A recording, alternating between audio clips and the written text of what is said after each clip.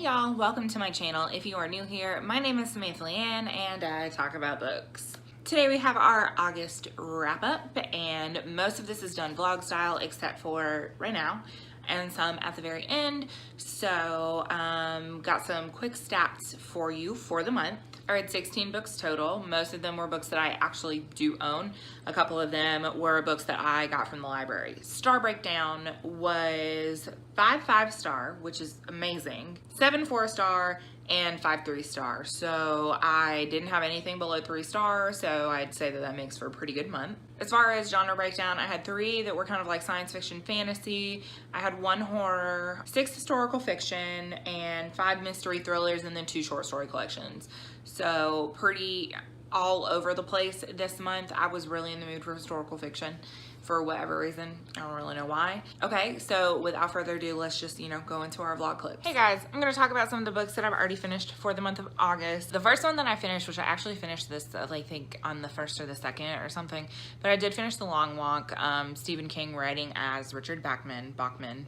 Whoops. And this was a reread for me. I read this years and years ago. I remember I got the paperback version at it was either Walmart or B. Dalton when that was still a thing. Am I showing my age? Probably. I remember reading it when I was in high school and honestly, I didn't really care for it then. And I think the reason that I didn't care for it then is because I didn't really get it. A lot of the writing and what was happening really went over my head, and so I ended up really liking it a lot more on the second time around.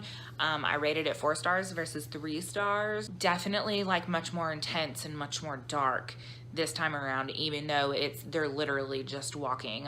For those of you that are unfamiliar with the plot on this one, this does follow a group of 100 boys who is some kind of dystopian type society. There's some kind of weird form of government and they do the long walk every year, which is pretty much they start at a certain point in Maine and they just walk. If you drop below a certain speed or you stop walking, you don't get to go home. So this follows our main character, 16-year-old Ray Garrity, and his experience through the long walk. So I won't really say much more than that, just because you guys know that I'm doing a video series on Stephen King books. I have noticed with this in the rating category that people either really love it or they really hate it. But yeah, I happen to be one of the ones that definitely liked it more than didn't. So, okay. The next 3 things that I read, I actually read all in one night, and they were on my Nook here through Hoopla, through my library, but I checked out volumes 1, 2, and 3 of Saga and read those. Really loved the art style. The first volume was actually a reread for me because I did read the first volume last year and I wanted to continue, but I kind of wanted to refresh myself. I ended up rating all 3 of these 4 stars, and I think that I had rated it 5 stars the first time around, but there were just a couple of things like the usage of certain words where I get that this is an interplanetary war and things are supposed to be intense and people are assholes or whatever, but you're a modern writer and there are ways to get your point across without using certain derogatory terms. So I just, that part kind of rubbed me the wrong way. But aside from that, I really love the storyline. I really love the art style. Definitely want to get caught up. So anyway, I liked him. That was cool. So if you watch my wrap up from July, then you know that I read almost exclusively horror books last month. So I needed a little bit of break from horror, and I was looking at my shelves and I didn't really want anything fluffy like a contemporary. So I looked at my historical fiction shelf and I was like, okay, all right. Went ahead and picked up The Girl in the Tower by Catherine Arden, and this one is the second in the Winter Night trilogy. The first one being The Bear and the Nightingale. I read that one last year and absolutely loved it, and I really loved this one too. I also rated this one 5 stars because it was just so good. I really loved it. Obviously, it's a sequel. Well, not a sequel. It's actually the 2nd book in the series. So I'm not going to talk about plot, but one of the things that I really love is the setting and the language. And for those of you that are unfamiliar with the plot, it takes place in medieval Russia, and the main character, her name is Vasya, and obviously it's medieval Russia, so women are treated like shit. You get married and bear children and that's all you do with your life, and like she doesn't want this. And then there's this whole element with the Russian folklore and fairy tales, and that and the way that she writes is just so rich and so beautiful, and I loved it. I almost wish that I had waited until like fall and winter to read this, because it does take place in Russia in the winter. But at the same time, it was such a good palate cleanser for me because of all of the horror that I have read lately, and just, you know, sometimes you just need a break, and I needed some magic in my life, and this is exactly what I wanted. So I actually just finished this like 30 minutes ago, and I love it, and I'm so excited to read the third. I really enjoyed the sequel. If you read Bear and the Nightingale and you weren't sure how this one was, I'm telling you right now, it's just as good. And the way that it ends, like, I need more. And that's all I have right now, so I'll see you in a little bit. Hey guys, I have some wrap up stuff, like, and if I stumble over my words, like, I'm sorry, I just bulk filmed, and like, I'm tired of talking. I've done a really bad job of like vlogging as I'm finishing books this month. Just, I don't know why. But so I have like 8 books right now that I need to talk about. So I finished What Is Not Yours Is Not Yours. This is by Helen Oyeyemi, and it's a short story collection. I'm usually a pretty big fan of short story collections, but I don't know what it was about this. Like, it just kind of fell flat, and I liked the writing, but it was like the content of the stories that just like, it didn't vibe with me. I don't know why. A couple of them ended really abruptly, and they felt like a little incomplete, and so I think that was part of the problem. Like I said, I did really enjoy her writing style and the way that she wrote, and she seems to be very like, everything is metaphorical in a way, if that makes any sense.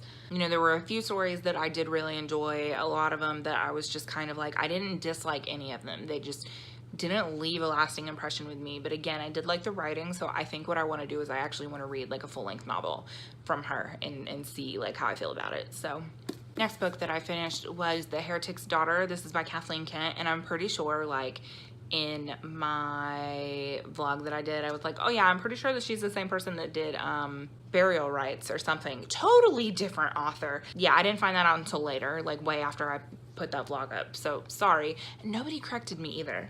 But anyway, so this is about like the Salem witch trials and stuff, and it's about like figures that we don't know from like reading the Crucible and stuff like that. They are real people, and I believe that the author is actually distantly related to one of the women from this book. You know, for me, this is a period of history that is like simultaneously fascinating, and it's like horrifying at the same time, to really see how mass hysteria can really like take over people's lives. One of the things that I will say is, if you're familiar with the witch trials, there was no new information about this. The only thing that I will say is that this described the conditions that people were kept in a lot more vividly than any other writing that I have ever read, and this is about the story of Martha Carrier, who was condemned to death historically. This is historical fiction, in case you haven't figured that out, so like none of this is spoilers. She was condemned to death, and this is her story and her daughter's story told from her daughter, and about what it was like for her daughter to have to watch her mother condemned to death and how she survived herself. I liked the writing a good deal. The language was like very rich, and the writing was very rich. I thought the characters themselves were really well developed, because this, to me, focused more on the characters and the actual events surrounding the characters. Like, obviously that was the thing that was pushing things along, but this was more about like the character development and things like that, which was nice, because I've read some historical fictions that are just like, this happened, and then this happened, and this happened, and these were the characters, and these were the things that happened, and it's like, dear God, please, can we be a little bit more interesting about this? I will say that it did suffer from pacing issues at a couple different points. Like, it just felt like it was a little bit slow. There was a little bit too much information. Basically, like, if you like historical fiction and you like this period in history and you're interested, I think that this would be a good book to read. So the next book that I read was I'm Thinking of Ending Things by Ian Reid, and y'all, I loved this book. I gave it 5 stars. I read it in 2 sittings. I wish that I could have read it in 1, because I feel like it would have been like even more impactful. And I didn't really have very much of an idea of what this book was about whenever I read it, and I think that that was the best thing for me. And so I encourage you, if this is a book that you're interested in, don't go through, like, read any reviews ahead of time. The story is about a woman who is on a road trip to go visit her boyfriend's family, and she's been receiving these calls of like somebody being creepy and then hanging up, but she doesn't know who it is. And so that's like kind of the backstory. And on this drive over, she's thinking of ending things. And that's all you need to know. So within the first like 10% of the book, like I was super creeped out, and that had a lot to do with the writing. And honestly, I think if their writing style had been any different, this book would not have been so successful in the way that it does things. I don't want to say anything else about the plot or anything else at all. Just know I really, really love this book. It's not expressly horror at all. It's more of like a psychological, definitely thriller. So if you like thrillers, I highly recommend you pick this one up because this one was really good. And so I decided to pick up The Lady Elizabeth by Alison Weir. This is about Queen Elizabeth I. We all know who she was. We all know about her reign. It was considered England's golden age, and this was about before she became queen, okay?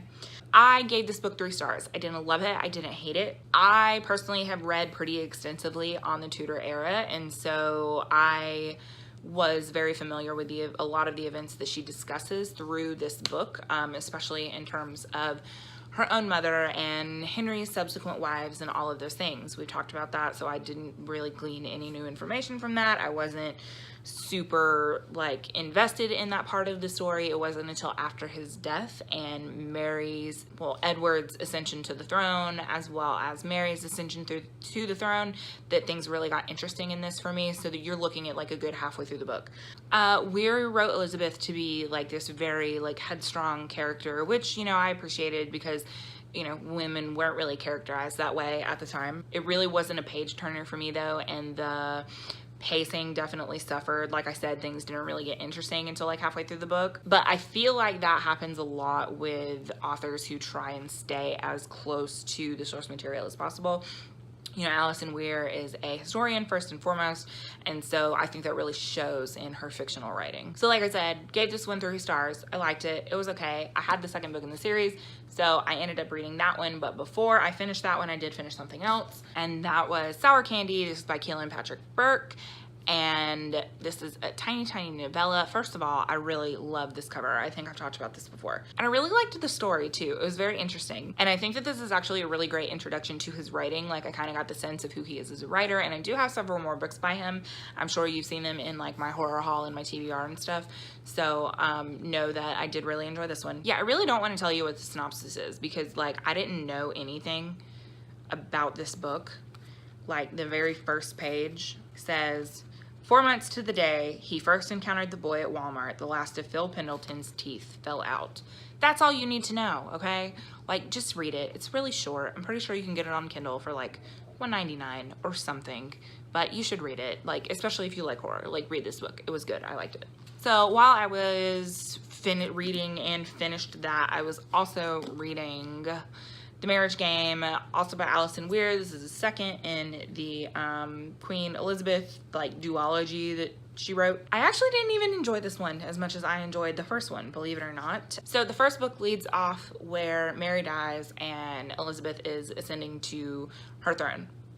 And this follows pretty much the rest of her life. So really it was a lot of this happened, then this happened, then this happened, and then this happened, and like negotiations with this person, and just I was bored a lot of the time. You know, obviously she was known for like being a virgin queen, and so this had everything to do with like the negotiations and how like she stayed that way, and her relationship with Robert Dudley, and like what that, you know, it looked like. You know, obviously it's fictionalized. I didn't connect with any of the characters, especially Elizabeth, which, you know, usually in a historical fiction you don't, but like I wasn't interested. I didn't feel any way about Elizabeth, to be completely honest. At some point she really just got on my nerves. There were pacing issues once again. Like there was a lot of things that could have been done better with this, which was disappointing. Like, again, I like Alison Weir as a writer, but this just wasn't her strongest book. So like, I'm obviously still gonna read more by her, but I just didn't love it. So I still wanted to read historical fiction, but I also got in my head that I really wanted to read the next Stephen King and the King Chronicles, and so I decided to go ahead and pick up The Dead Zone, and I finished this one first. But I loved this book. I gave it 5 stars. Up until this point of like my experience in rereading or reading his books in order, this is the first book that I had read for the first time, and I really, really loved this for a lot of different reasons. I'm not going to talk about the specific reasons because, as we have previously discussed, this is going to get its own video. However, this was a pretty big departure from most of the Stephen King that I've read up until this point. There is a very slight supernatural element to it versus it's been much more pronounced in most of the other books that we've read.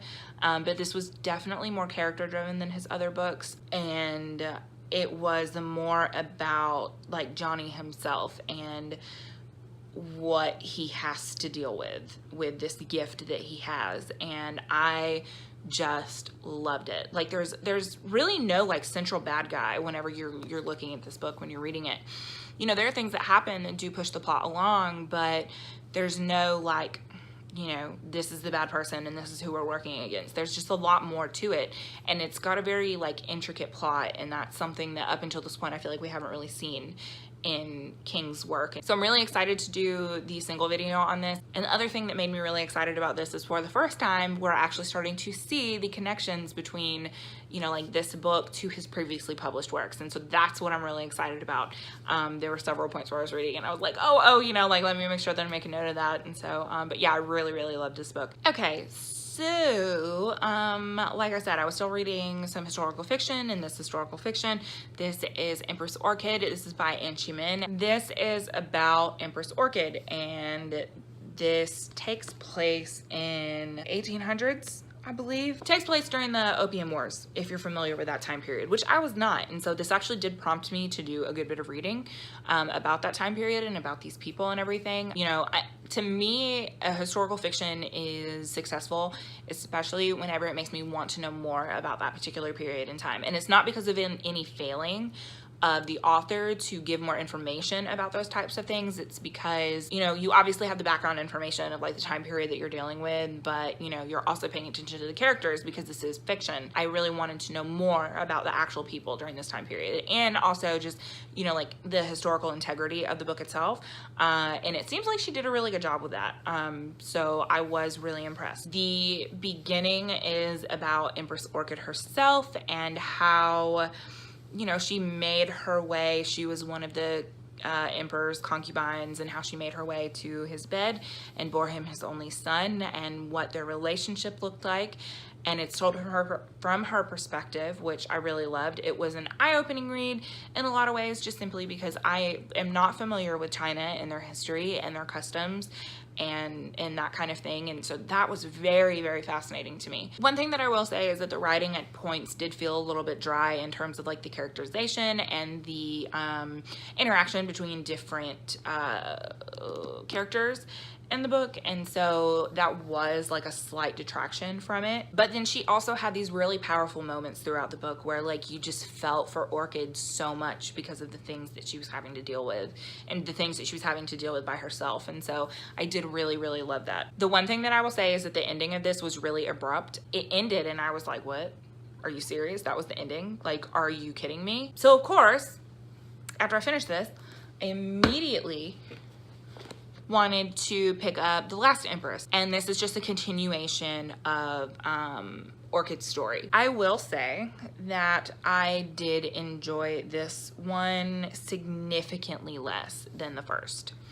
This one goes much more into the political dealings that Orchid had to deal with at the time. It deals with the raising of her son and what her thought process was throughout that, how she was targeted by, you know, like members of their council, made to seem like she was going to cause the doom of the empire and all these things. And, you know, once again, we have that dry writing and that kind of thing, which, you know, most of the time I can overlook, but there weren't those moments within this book that we had in the first where like you really felt for her. There were a couple, but they were very few and far between. As a historical fiction, I felt like it was a little bit too dry to like be as successful as the first one was. So I ended up giving this one only 3 stars. That's all I have for you guys, so I'll see you in the next section. So welcome back to the present. You have made it this far. I still have 3 more books that I have to talk about that I finished after I finished those. So we have The Perfect Stranger. This is by Megan Miranda, and this is her follow-up to her debut, which was All the Missing Girls. I read that last year and I didn't love it. I ended up giving it 3 stars, and I still gave this one 3 stars. I also didn't love this one. To me, it was stronger than her debut, but I did find it to be very predictable in some places. And so basically what this story is about, we have this girl, so she was working as a journalist, and she had some things happen with like her journalistic integrity, so to speak. So she ends up in this small town with a roommate that she had whenever she was in college. And all of a sudden, there's a woman in their town that's found dead, and her roommate is missing, and we have no idea what's going on. And so we're trying to unravel, like, what's going on with this missing roommate, right? So this is definitely not groundbreaking. I did like it. Like, it wasn't the worst thing that I've ever read. Like, don't get me wrong on that. But there's a relationship that does develop in between two characters, and it's like, this is not realistic in any way, shape, or form.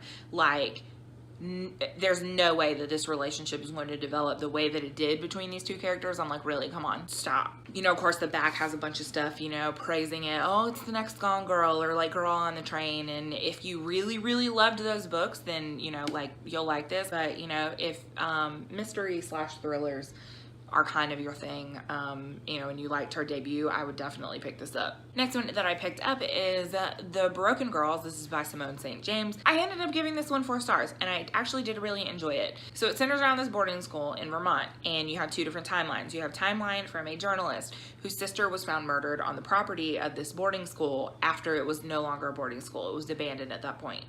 And then you have a timeline from the 50s of 4 girls who were in this boarding school, you know, when, you know, it was functional. Obviously, there's a connection between these 2 timelines, because obviously we wouldn't be telling them together if there wasn't. But I liked the way that everything connected, and I did really enjoy the characters in this book. It wasn't overly predictable, and for that reason I enjoyed it. And there is a supernatural element in this, but it isn't overdone. It's enough to give you like kind of creepy vibes, but, you know, it's not anything over the top. And so for that reason, I thought everything really kind of worked together. Now, again, there are some things in this book that didn't work, some relationships that didn't work, but overall, I thought that it was pretty well done. And so I ended up giving it 4 stars. So I would recommend this one before I would recommend The Perfect Stranger. So, but yeah. And the last book that I read for the month is Strange Weather by Joe Hill. And this is a collection of 4 short novellas that all center around different weather patterns. I loved this. I actually think that to date, this is my favorite thing that is written by Joe Hill. 3 out of the 4 stories I really, really loved, and I liked the 4th. 2 in particular really spoke to me, and it's the first 2 stories, and it's the first 2 novellas in this book. So the first one is called Snapshot, and this has themes about, you know, family and memory and what those things look like to different people, and how blood doesn't make family. And there were some parts of that story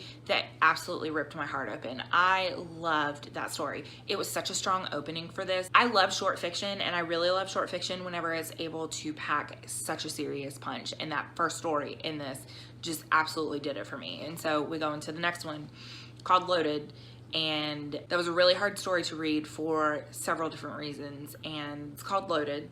So it's about guns. There's so many things that I could say about it, and I don't have enough time to say them here. But again, it was a really hard story to read for multiple different things. So you have different people through the story, and each of these people are affected by gun violence in some way. And the last line of the story is like a slap in the face. Like, it fucked me up. I finished it and actually had to like put it down. I couldn't move on to the next story because I really had to sit down and digest that story. When short fiction is able to really pack a punch like that, you know it's good. And this was like, it was excellent. It just, I can't articulate very well how much I loved it, but man, I loved it. And then Aloft, which is about a guy whose friend died of cancer, and so their group of friends, they're gonna go skydiving, and something happens to the plane, and he gets stuck on this weird cloud thing. And that's about all I'm really gonna tell you. But that one was just okay. And there were some thematic elements in there that I really enjoyed, but it didn't pack a punch like the first 2 did. The last one is just called Rain, and that's about this like form of rain that starts falling from the sky, but it's really like needles falling from the sky, and it's pretty interesting. I liked it. I would say that out of the 4, Aloft was probably the weakest for me personally, but again, I still did enjoy all 4 short novels in this book. Like, I really did enjoy it. So those were the last 3 books that I finished. Overall, I had a really stellar reading month. It's not like I was off work for any length of time. I just happened to read a lot, and none of them are like really, really long books either, and so I think that that helped. But and 3 of them were graphic novels. So if we want to talk like long books, then that's only 13, but 13 is still good. So I'm like way ahead of my reading goal already for the year, so that's really cool. So that is all I have for you guys today. Have you read any of these books? What did you think? Do you agree? Do you disagree? As always, I welcome conversation in the comments below. You can also find all of my social media links in the down bar as well. You can connect with me on Twitter, Goodreads, and Instagram. As always, if you like what you see and you want to see more, make sure you click thumbs up or hit subscribe if you have not already. Thank you guys so much for watching, and I will see you all next time. Bye.